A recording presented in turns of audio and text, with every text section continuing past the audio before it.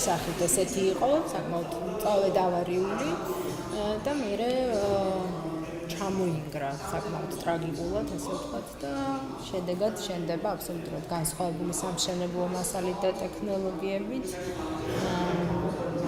სრულიად ახალი შენობა. ისტორიულ ძეგლთა რეესტრის განახლება, ახალი ობიექტების შევსება, განადგურებული და სახეცვლილი ობიექტებისათვის სტატუსის მოხსნა და მათი მისამართების კორექტირება იყო თბილისის ჰამქარის მიერ ჩატარებული კვლევის მთავარი მიზანი. ჩვენ გავაკეთეთ ეს იმიტომ, რომ იმ რეაბილიტაციების ფონზე, რომელიც განხორციელდა, რეალური სურათი არის შეცვლილი, რომელიც არ არის ასახული ამ რეესტრის სიაში. ამიტომ ჩვენ სიმართლე გითხრათ, ეს არის ტიტანური შრომა, რომელიც არის გაწეული ამ ქალაქში, სადაც გამოვიკვლიეთ, რომელი შენობები დაინგრა მთლიანად და აშენდა ძველი სტილის თვალსაზრისით და ისინი ირიცხებიან ასეთ სიაში. ამიტომ ჩვენი რეკომენდაციაა, რომ ამ არსებული სიიდან ასეთი ტიპის შენობები, რომელიც 21 საუკუნეში აშენდა, არ შეიძლება იყოს ძეგლის კულტურული მემკვიდრეობის ძეგლის სტატუსის მატარებელი. ასევე გამოვლინდა შენობები, რომელსაც არ აქვს სტატუსი და მისანიჭებელია. ამიტომ ეს არის ის მასალა, რომელიც ჩვენ დავდეთ კულტურის სამინისტროსთვის. ეს ამითი არ შეიძლება დამთავრდეს, იმიტომ რომ არსებობს კიდე ქალაქები, სადაც იგივე ნუსხა არის დასაზუსტებელი და მონიტორინგით ჩასატარებელია. ეს არის იგივე მესტია, ეს არის იგივე სიღნაღი, იგივე მცხეთა და ის ქალაქები, რომელსაც ეს რეაბილიტაცია შეეხო ბოლო 9 წლის პერიოდში.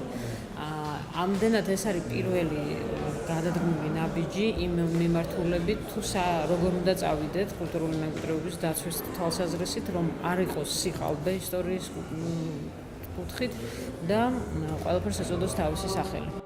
კვლევა თბილისსა და ბათუმში 2013-14 წლებში დასავლეთ-აღმოსავლეთის მართვის ინსტიტუტის მხარდაჭერით განხორციელდა კულტურული მემკვიდრეობის ნუსხის რევიზიის შედეგების საზოგადოებას ორგანიზატორებმა თავად გააცნეს. ასევე მოეწყო ძეგლების ამსახველი ფოტოების გამოფენა, სადაც ნაჩვენები იყო შენობები პირვანდელი და დღევანდელი სახით.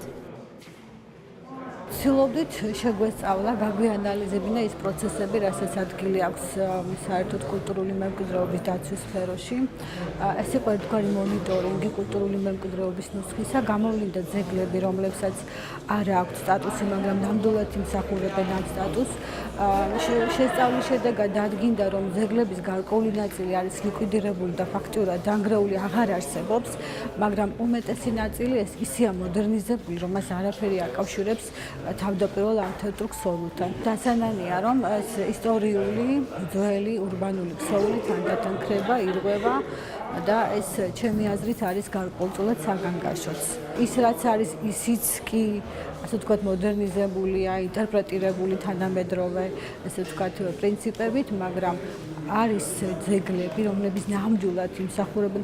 შეიძლება მთელი ქუჩა იყოს ერთი ისტორიული კონტექსტიც გქონდა. იქ არის შენობები, რომლებსაც აქვთ ხატული ღირებულება, ან წარმოადგენენ ფონურ ნაგებობებს, მაგრამ მთავარი ჩემი აზრით არის აი ამ ისტორიული კონტექსტის შენარჩუნება. აი მაგალითად შემიძლია დაგესახელოთ კუდიაშვილის ქუჩა, რომელიც არის ძალიან აქტუალური, იმიტომ რომ აი ეს პროცესები თანდათან გვიჩვენებს იმას, რომ ეს ქუჩაც თანდათან გაქრება აი ამ ბათუმის სივრციდან. სასურველია, რომ მიენიჭოს კულტურული მემკვიდრეობის დაცვის ზონაში მოექცნენ სტატუსი ქონდეთ და ალბათ უნდა გააქტიურდეს ის ორგანიზაციები, რომელსაც ევალება უშუალოდ საჯარო ორგანიზაციები და შესაძლებელია სამოქალაქო აქტივობაც ალბათ უფრო მეტი უნდა იყოს.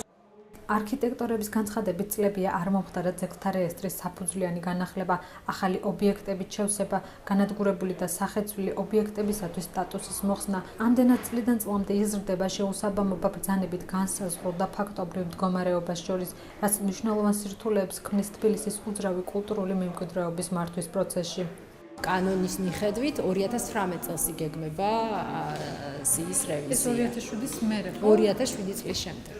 ფაქტიურად გამოდის, რომ 11 წლის მანძილზე არ არის დაგეგმილი და არ განხორციელდება ამ სიის რევიზია. იმდენად რამდენადაც ძალიან მწვავე იყო ეს პრობლემა, იმდენად რამდენადაც ცვლილებები ძალიან თვალშისაცემი იყო, რეალურად გადაწყვეტილების მიღების პროცესში, მისამართებთან დაკავშირებული პრობლემები და ასე შემდეგ ძალიან მწვავედ დადგა დღის წესრიგში, ამიტომ ჩვენ ავიღეთ ეს რაღაცნაირად ესე ჩვენ თავზე და ამ სიის რევიზია მოხდა. პირველ რიგში ერთ-ერთი მთავარი რეკომენდაცია, რომელიც ჩვენი კვლევის შედეგად იქნა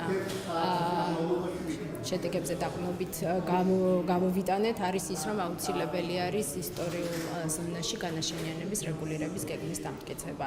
ანუ ერთიანი ქალაქგეგმარებითი დოკუმენტის და სტრატეგიული დოკუმენტის მომზადება, რომელიც მთლიანად ისტორიული ზონის შემთხვევაში იქნება დადგენილი და განსაზღვრავს ანუ გადაწყვეტილება არ იქნება მიღებული არა კონკრეტული ძეგლის შემთხვევაში ინდივიდუალურად, არამედ კომპლექსურად ისტორიული ქალაქის ხედვის კონცეფციის შესაბამისად. ამ ეტაპზე უკვე ეს კვლევის შედეგები გადაეცემა კულტურის სამინისტროს და კულტურული მემკვიდრეობის ეროვნულ სააგენტოს და შემუშავდება კანონპროექტის წინადადება უშუალოდ კულტურული მემკვიდრეობის შესახებ კანონში გარკვეული ცვლილებების შესატანად. ეს უკვე შემდეგი ნაბიჯი არის ამ კვლევის. კვლევის შედეგების ელექტრონული ვერსია თბილისის ჰამქარის საიტზე გამოქვეყნდება, სადაც ნებისმიერ მსურველს შეეძლება მისი ნახვა. მასალები შემდგომი დამუშავებისათვის კულტურის სამინისტროსაც გადაეცემა.